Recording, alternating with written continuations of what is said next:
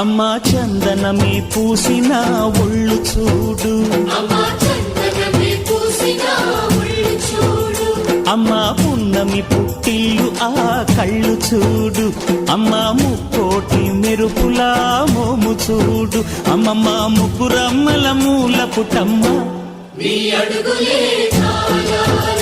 అమ్మా నిప్పుల్ని తొక్కిన నడక చూడు,